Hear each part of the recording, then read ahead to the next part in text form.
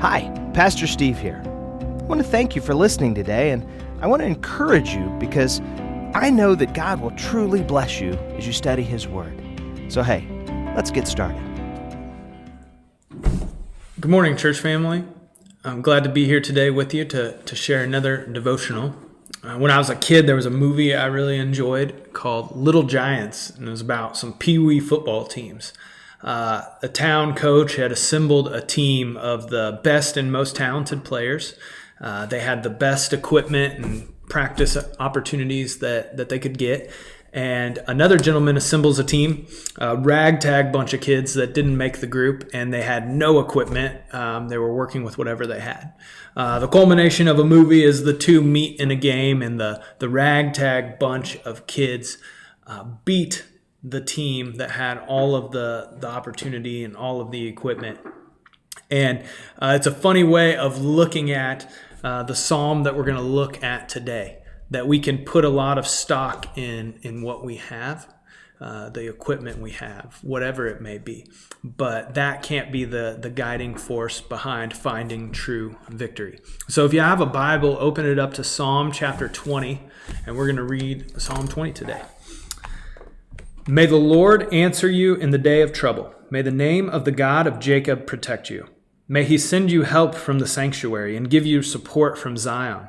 May He remember all your offerings and regard with favor your burnt sacrifices. May He grant you your heart's desire and fulfill all your plans.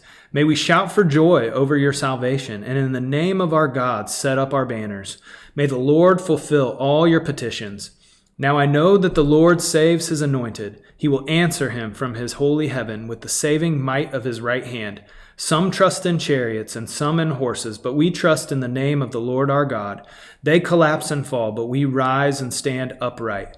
O Lord, save the King. May He answer us when we call. In this Psalm 20, we see a prayer for victory of the king in battle.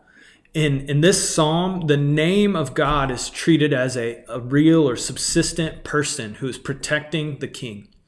And there's something alive about the name of God because it was revealed to Israel that they might call upon it and engage the saving power that it represented. May the people shout for joy at His salvation under the banner of the name of their God.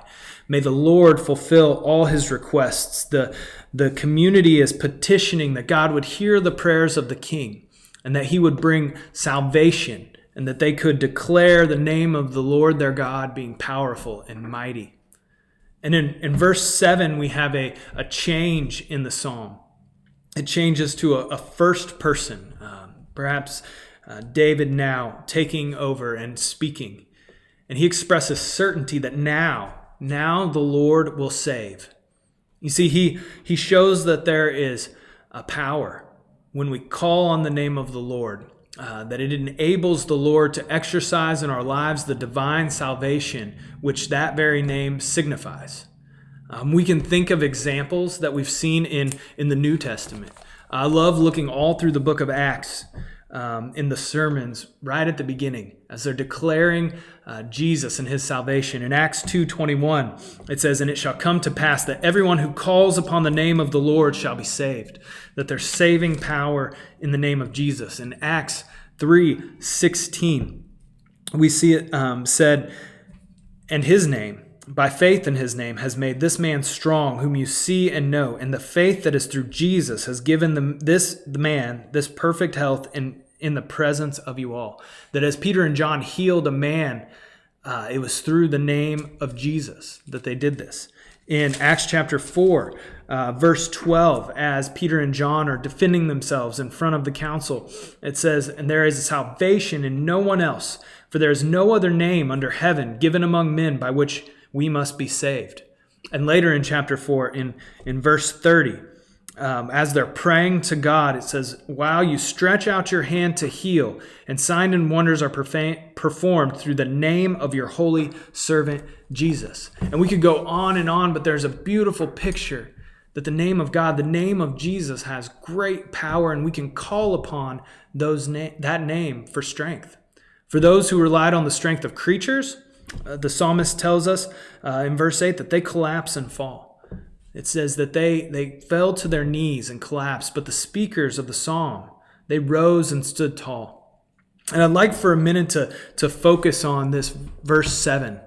I'd like for us to look at this. Some trust in chariots and some in horses, but we trust in the name of the Lord our God. What a great verse. What a confidence-giving, confidence-boosting, encouraging verse for us. You look around at the world and you see all kinds of things that you might be tempted to put your trust in. Maybe it's your job. Maybe it's your income. Maybe it's people around you. Even good people that you love. You're tempted to put your trust in them. We think about power, symbols of power. We think about countries and how they signify power. Armies, militaries, great massive amounts of weaponry. All kinds of different things in the world that would say, hey, you can trust in this for your safety, for your security. You can trust in that for your safety, for your security. And the psalmist here says, I don't trust in any of those things. I have a much greater, more dependable place to put my trust, and that is in the name of the Lord, my God. For David to say this when he needs military help in battle, he needs chariots, he needs horses, but he realizes the battle is not ultimately won by chariots or horses. The battle is ultimately won by God. It reminds me of the passage in Deuteronomy where Moses is recounting how God was leading his people. And Moses said, it wasn't because we were greater than the other army. It's because God was fighting for us. And that's the whole point. This is why we don't put our trust in anything in this world, because our God is greater than everything in this world. Our God is the only true, reliable, ultimate source of trust. Our God is the only one who is worthy of all of our trust, all of our hope, all of our plans, all of our dreams can be trusted only with God. All of our lives, our families, our work, everything we have, everything we are, we can trust God with them. His name is worthy of our trust. So how do we find ourselves in this story? Well, this week, we need to seek God deliberately today. We need to turn aside from trusting anyone or anything in this world but God. God is ultimately where we place our trust. We know that as long as we trust in Him, we can never be moved because He is all powerful. He is all knowing. He is good. He's all loving. He's totally worthy of all of our trust. We need to seek God to help us, not to hold back anything from Him, from our trust in Him. We ask God to help us to trust Him fully, completely, and wholeheartedly today and each day, even with things in our lives right now that we don't understand why they are the way they are. We don't understand why they're happening. Ask God to help us to trust Him, not to put our trust in anyone or anything else. Some trust in chariots and some trust in horses, but we look to You, God. We trust in Your name because Your name is powerful and brings salvation. In Star Wars, there is an evil empire, and they have amassed a massive military, and they have the most powerful weapon in all of the galaxy, the Death Star. They have basically eliminated anyone else from competing with them, and they're moving through the galaxy, systematically destroying any opposition. And there's a ragtag group of rebels who have put together a small little contingent, but they ultimately have no hope. And the crux of the first Star Wars movie is that there is a new hope. They found a small way to do battle, and they, in the very last battle, they take this little bit of information they have, that there's one flaw in this massive, massive weapon. And they put it to use, and they win. They strike a huge blow against the Empire by destroying the Death Star because of a faulty reactor that there's a shaft that they can shoot a lightsaber through or whatever. And again, any analogy we make is poor.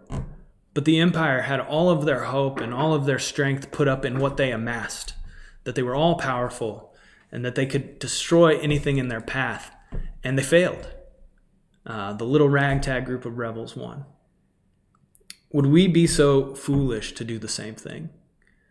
To put our trust and our hope in what we've amassed or the things that we have, when those things can be destroyed, we can lose those things. Don't be so foolish as to put your strength or your hope in the chariots and horses of this world. Find yourself with the psalmist, relying on the one name that has all power and the one name that can save, Jesus. Have a great day.